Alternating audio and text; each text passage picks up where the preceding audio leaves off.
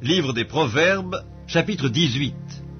Celui qui se tient à l'écart cherche ce qui lui plaît, il s'irrite contre tout ce qui est sage. Ce n'est pas à l'intelligence que l'insensé prend plaisir, c'est à la manifestation de ses pensées. Quand vient le méchant, vient aussi le mépris, et avec la honte vient l'opprobre. Les paroles de la bouche d'un homme sont des eaux profondes, la source de la sagesse est un torrent qui jaillit.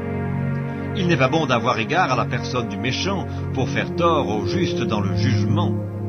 Les lèvres de l'insensé se mêlent aux querelles et sa bouche provoque les coups. La bouche de l'insensé cause sa ruine et ses lèvres sont un piège pour son âme. Les paroles du rapporteur sont comme des friandises, elles descendent jusqu'au fond des entrailles. Celui qui se relâche dans son travail est le frère de celui qui détruit. Le nom de l'Éternel est une tour forte, le juste s'y réfugie et se trouve en sûreté.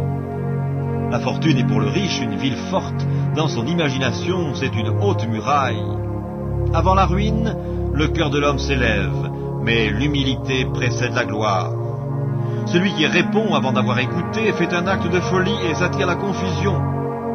L'esprit de l'homme le soutient dans la maladie, mais l'esprit abattu, qui le relèvera? Un cœur intelligent acquiert la science, et l'oreille des sages cherche la science. Les présents d'un homme lui élargissent la voie et lui donnent accès auprès des grands. Le premier qui parle dans sa cause paraît juste, vient sa partie adverse et on l'examine.